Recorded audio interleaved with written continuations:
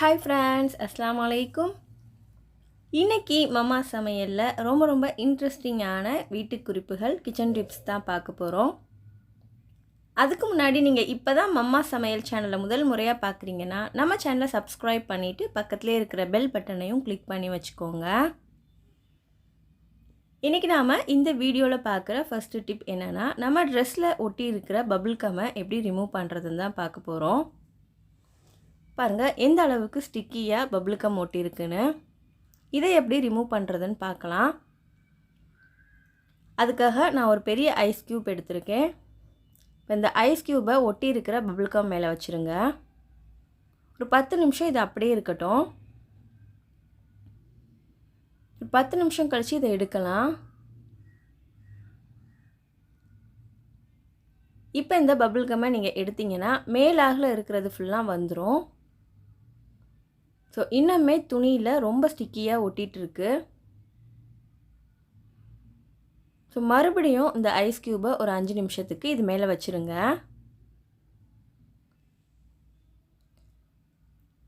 இப்போ இந்த ice cube வச்சு நல்லா அப்படியே ரப் பண்ணி விட்டிங்கன்னா பபிள் கம்லாம் ஈஸியாக வந்துடும். இதுக்கப்புறமா இந்த துணியை நம்ம அப்படியே வாஷ் பண்ணிக்கிற வேண்டியது தான். அடுத்ததாக குக்கரில் நம்ம ரொம்ப சீக்கிரமாகவே சமைச்சு முடிச்சுருவோம். ஆனால் அவசரத்துக்கு அந்த ஸ்டீம் ரிலீஸ் பண்ணி அதை ஓப்பன் பண்ணுறதுக்குள்ளே போதும்னு ஆயிரும். ஸோ அவசரத்துக்கு இதை உடனே ஓப்பன் பண்ணணும் அப்படின்னு நினச்சோம்னா இது மேலே கொஞ்சமாக தண்ணி ஊற்றிக்கோங்க. தண்ணி ஊற்றின கொஞ்சம் நேரத்திலேயே ஸ்டீம்லாம் நல்லா அடங்கிடும். இப்போ விசில் எடுத்து விட்டுட்டு நீங்கள் ஈஸியாக ஓப்பன் பண்ணிடலாம். அடுத்ததாக நம்ம கிரைண்டரில் மாவு ஆட்டும்போது மாவு ரொம்ப சூடாயிரும். அப்படி சூடாச்சுன்னா மாவு பொங்கி வடிஞ்சிக்கிட்டு இருக்கும், சீக்கிரமாக புளிச்சிரும். அந்த மாதிரி வராமல் இருக்க ஊற வச்ச உளுந்த ஒரு 20 நிமிஷம் ஃப்ரிட்ஜில் வச்சு எடுங்க. இப்போ நீங்கள் கிரைண்டரில் போட்டு ஆட்டும்போது மாவு சீக்கிரத்தில் சூடாகாது. ஸோ பொங்கி வடியாமல் சீக்கிரமாக புளிக்காமல் ஃப்ரெஷ்ஷாகவே இருக்கும். ட்ரை பண்ணி பாருங்கள். அடுத்ததாக நம்ம கிச்சனில் இந்த மாதிரி ஒரே மாதிரி ஸ்பைஸ் ஜார் யூஸ் பண்ணுவோம். ஸோ மசாலா பொடிகள்லாம் இந்த மாதிரி போட்டு வைக்கும்போது சில சமயம் குழப்பமாக இருக்கும். எந்த பாட்டிலில் என்ன பவுடர் போட்டோன்னு தெரியாது. இதுக்கு சூப்பரான ஒரு ஐடியா பண்ணலாம்.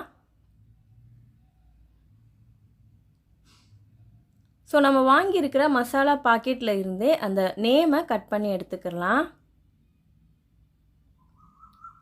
இப்போ இந்த நேமை நம்ம பாட்டில் மேலே வச்சுருங்க. இது மேலே ஒரு செல்லோ டேப் போட்டு ஒட்டிடலாம். இப்போ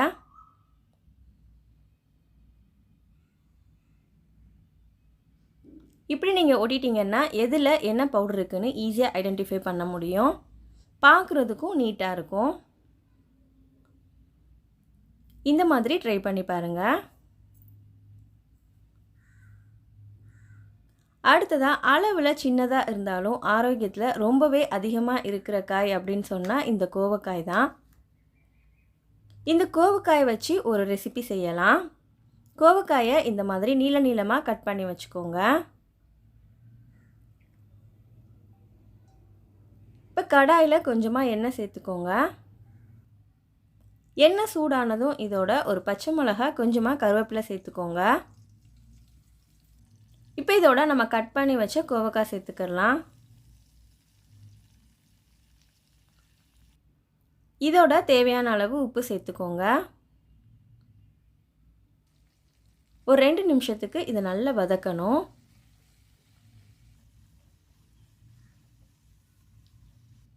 இப்போ இதோட 1/2 டீஸ்பூன் மஞ்சள் தூள் சேர்த்துக்கோங்க. 1 டீஸ்பூன் மிளகாய் தூள் சேர்த்துக்கோங்க. 1 டீஸ்பூன் மல்லித்தூள் சேர்த்துக்கோங்க. இப்போ இதை நல்லா வதக்குங்க.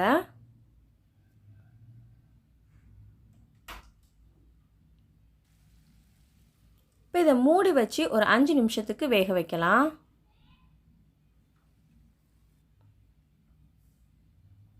இப்போ மூடி ஓப்பன் பண்ணிடுங்க. இப்போ பாருங்கள் கோவக்காய்லாம் நல்லா வெந்துருச்சு. ஸோ 2 நிமிஷத்துக்கு இது எண்ணெயிலே நல்லா ஃப்ரை பண்ணிட்டீங்கன்னா ரொம்ப டேஸ்டியாக இருக்கும். இப்போ இதை பவுலுக்கு மாற்றிடலாம். இதை சைட் டிஷ்ஷாக வச்சு சாப்பிடும்போது ரொம்ப ரொம்ப டேஸ்டியாக இருக்கும். இந்த மாதிரி நீங்களும் ட்ரை பண்ணி பாருங்கள்.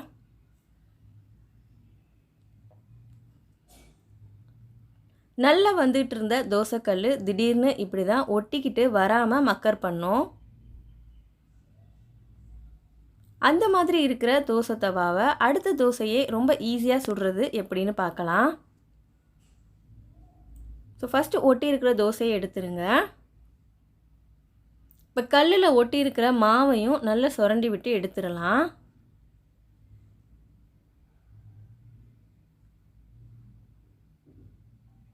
இது எல்லாத்தையும் கிளியர் பண்ணிடுங்க.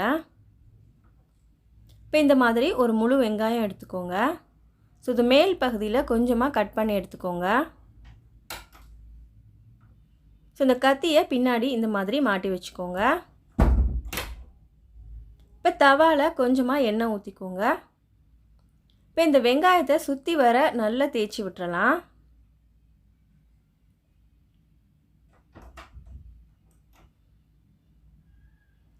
இப்போ இதில் தோசை ஊற்றி பார்க்கலாம்.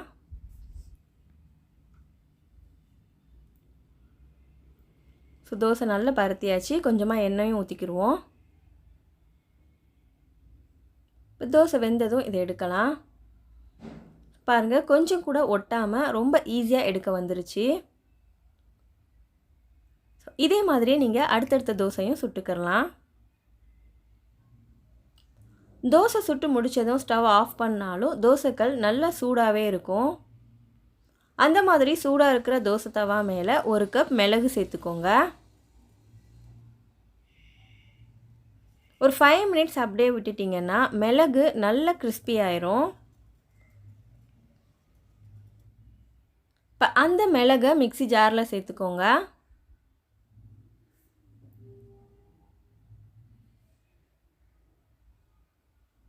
இப்போ இதை மூடி வச்சு நல்லா பவுடர் பண்ணிடலாம்.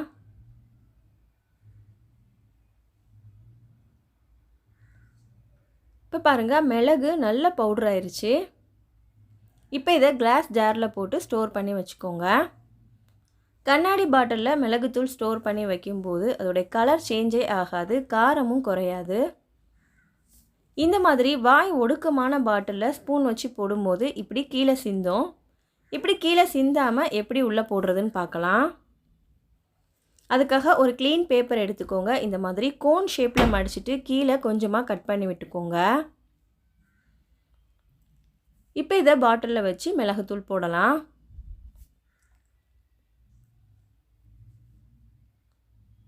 இப்போ பாருங்கள், மிளகுத்தூள் கொஞ்சமும் கீழே சிந்தாமல் ரொம்ப ஈஸியாக பாட்டிலில் போட்டாச்சு.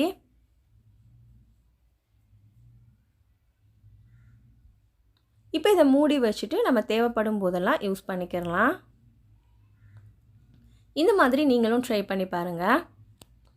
இந்த வீடியோ உங்களுக்கு ரொம்ப யூஸ்ஃபுல்லாக இருக்கும்னு நம்புகிறேன். இதே மாதிரி இன்னும் நிறைய வீடியோஸ் பார்க்கணுன்னு நினச்சிங்கன்னா நம்ம சேனலை சப்ஸ்கிரைப் பண்ணி வச்சுக்கோங்க. நம்ம அடுத்த ஒரு வீடியோவில் பார்க்கலாம். பாய்.